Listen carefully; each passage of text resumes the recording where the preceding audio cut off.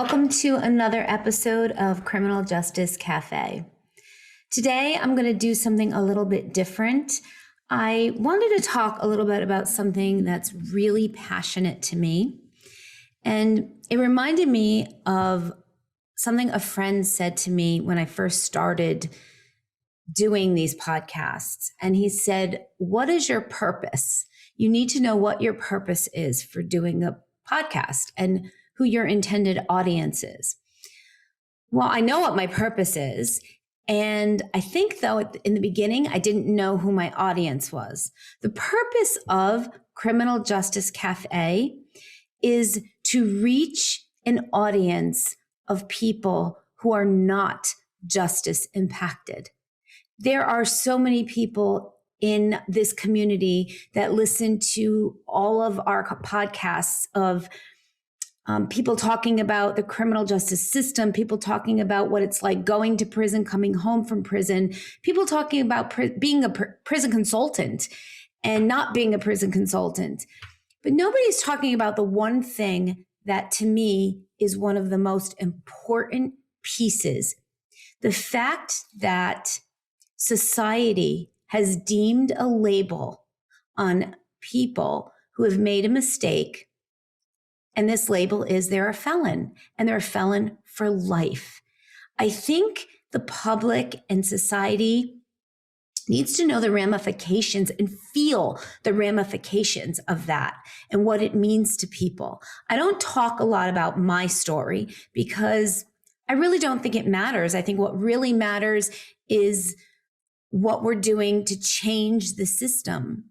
But today I want to talk about my story because something happened the other day that reminded me that I am a felon for life. And that less than feeling is one of the worst feelings I think that any human could ever feel. Back in 2008, when the mortgage industry crashed, I overstated my income on a mortgage application. I owned a small business, and for that business, my entire family and I had friends all working for me. I used the money from the mortgage to fund my business, and that's illegal. I was paying my mortgage, but because I overstated my income on the mortgage, that's a felony. So I was prosecuted with many, many, many other paralegals and attorneys and loan officers and any of the smaller people that did anything wrong in the mortgage industry. Rightfully so, I was prosecuted. I committed a crime. I went to court. I pled guilty. I took responsibility, and I was sentenced to a year and a day in federal prison. I spent 7 months in Danbury Federal Prison for Women. Now, I think this was a benefit for me. I mean, it changed my life. It bettered my life. I took those 7 months and I thought a lot about how I had gotten to where I was, how I was going to change my future, what I wanted for myself, what I didn't want for myself. Many people who make similar mistakes and bad choices don't get the opportunity to spend the time that they need to actually change their behavior and their thought process to fix things in their lives. They just go on being and nothing ever really gets solved. People who commit a felony and go to prison for it, they work on themselves. In prison, we had cognitive behavioral therapy. We had groups. We looked at ourselves. We had mirrors that we looked at why we did what we did. And in my case, I'm a people pleaser. I took care of my family. I felt that my worth was what I was giving people monetarily, not what I would give them just because I loved them. And I had some mental health issues surrounding that. And because of that, I felt that it was my job to make sure my business did not fail. So these people all had employment. And I did anything that I could to make that happen. And I put myself and my family in financial ruins, in jeopardy. I put us in a very bad place.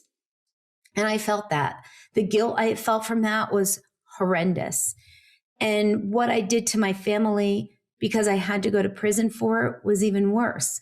The collateral damage was my children and my husband, who was left behind, to now have to pick up the financial pieces of what I created. So that's what I did. And when I came home from Danbury, I decided to work with women, and my course has changed over the years. I decided to work with women who are going to prison, coming home to prison, so I can work with them to let them know what to expect while they're going into prison. And over time, in talking with other felons and talking with some of my mentors and peer groups that have nothing to do with criminal justice, I realized that no matter what, you can Google me.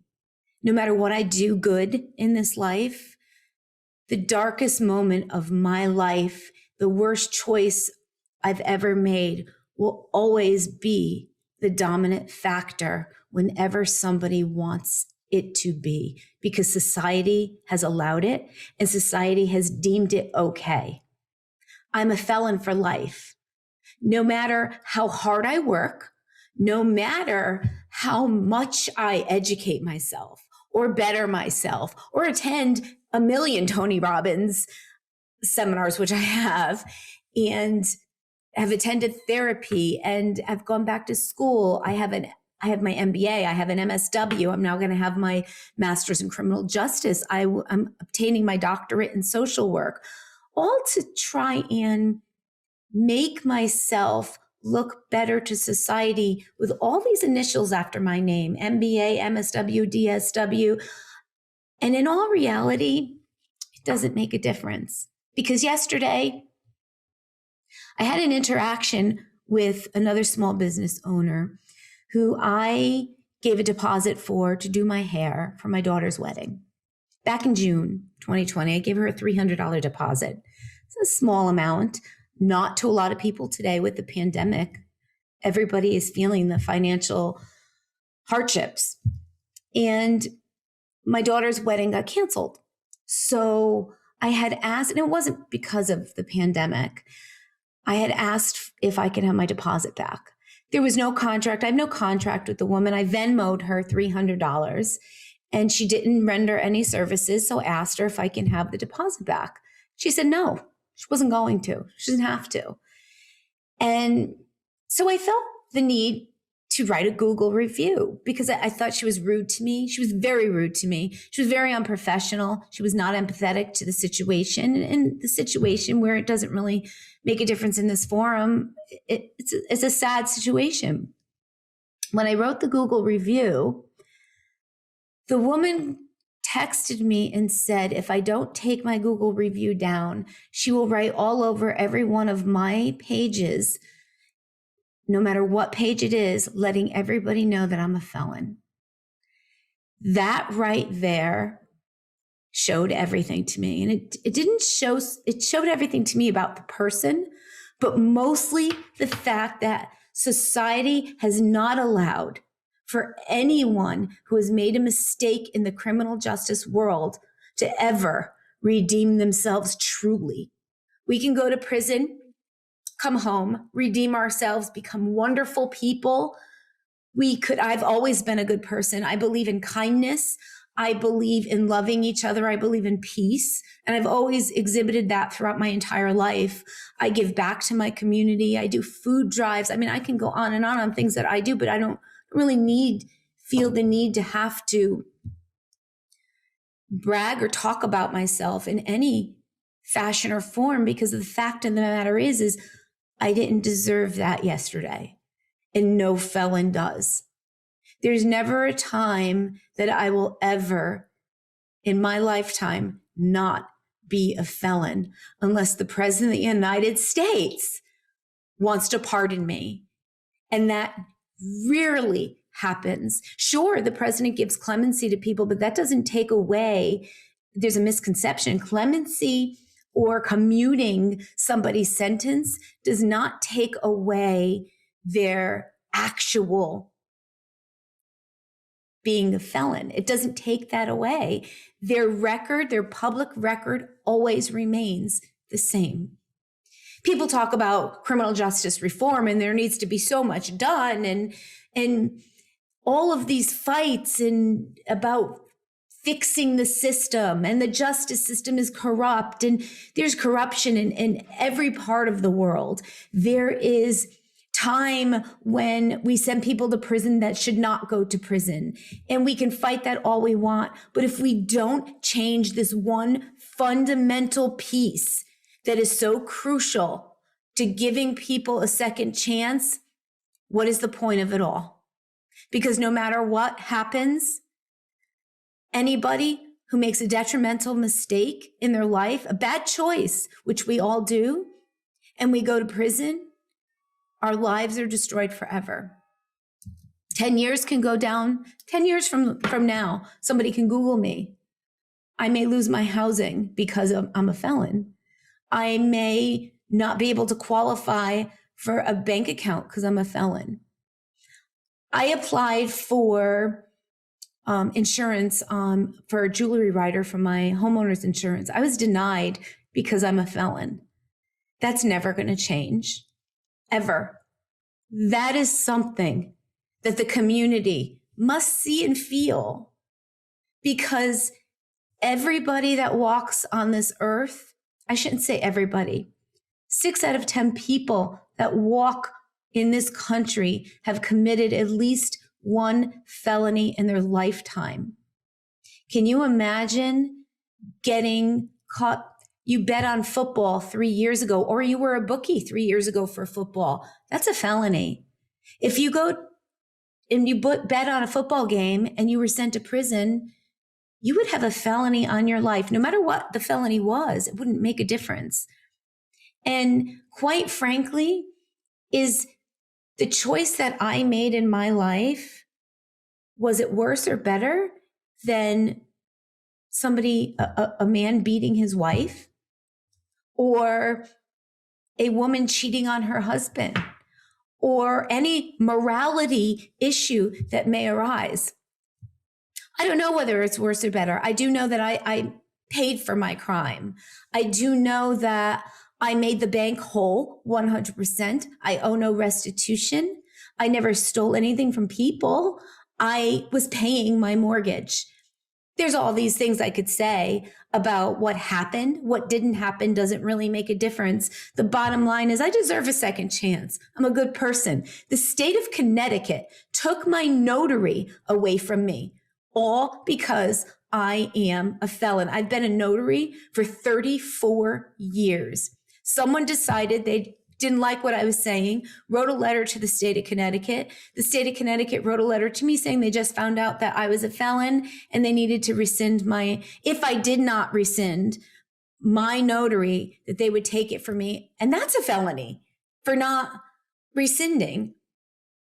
So people, if you're anybody, folks, if you're listening to this, the one thing that I am asking you to please look at, your neighbor, your loved one, someone who made a mistake in their life, giving somebody a true second chance is letting them move on from their past and create a new past to reinvent themselves in a better way. I have a neighbor, Robin Hunt. She is a retired Branford police officer. Now, police officers are supposed to believe in second chances. Police officers are supposed to be the people we look to when we have something that we need somebody to keep us safe, right? I had new neighbors move in next door a month ago. Robin Hunt drove up the street, because she lives down, I'd say 7-8 houses from me, just to let my neighbors know that I'm a felon, that I shouldn't be trusted. Is that okay? Is that what our society is about? Is that truly what the criminal justice system is meant for people who have gone to prison? Is that what they want to see happen, as they come home and they never have a second chance? And I'm talking about passion here. I'm talking real passion right now because this is something that I feel, and I feel it every day. I have isolated myself. Oh my God, you talk to felons all over the country. They love the pandemic because we get to stay in our houses. People don't know who we are. We get to talk through email and through social media, and we don't have to face the real world. So somebody doesn't say to us, oh my God, you're a felon. That tag, that stigma, that name is a scarlet F on our backs. I don't deserve it. I don't know any felon, first-time, non-violent offender who deserves that for the rest of their life.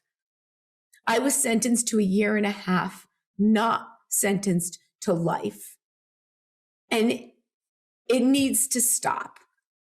I think the government needs to look at this and put something in place that this is a criteria. You get out of prison for the next 10 years, you follow this guideline, you stay committed to being a good person, you stay within your community, you give back to your community, you do community service, and something for you to work for, that at the end of that 10 years, your record is expunged.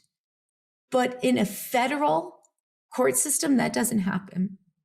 So I felt the need, and I hope every person who lives in a community where there are felons watches this. And I did this pure raw, out of the blue today. I have no makeup on. I'm in sweats. I'm sitting home. But this woman has had such an effect on me today. And I normally don't let people bother me as much as she did. But the fact that I can't even write my opinion when somebody wronged me because they're going to turn that back on me just is wrong. It's absolutely wrong. My crime was wrong. What I did was wrong. I paid my price. And how is it right that society gets to judge me and tell me what I can and can't do afterwards, because all they have to do is say, you're a felon. That's not okay. So please, write to your senators, your congressmen, the president of the United States. Please write, and don't stop, because this needs to be changed. This is the number one start, in my opinion, to true criminal justice reform. We need to change this, and we need to do it before more people's lives are just wasted. Because I could be doing so much good for the world, and quite frankly, I'm afraid to. I'm afraid to put myself out there. This is huge for me. I mean, I'm putting myself out on the internet, which is something that I'm just going out of my comfort zone to do. But I'm afraid to state my real opinion anywhere, because all I need to do is have one person come back and say, oh my God, you're a felon. And that's not right. So yeah, I'm being vulnerable here. I'm being open. I'm being honest. I'm being transparent for all of the women and men who are going through what I am going through. Someone needs to stand up and say enough is enough. And I hope to God that there are people that see this and stand behind me and agree. When do we forgive? I'm asking to be forgiven. All of the felons who've committed some crimes that they're embarrassed about, I'm ashamed of what I did. But don't I deserve to be forgiven if I have earned that right? I believe I do. So that's what my message is to my audience, who is communities of people in this country. And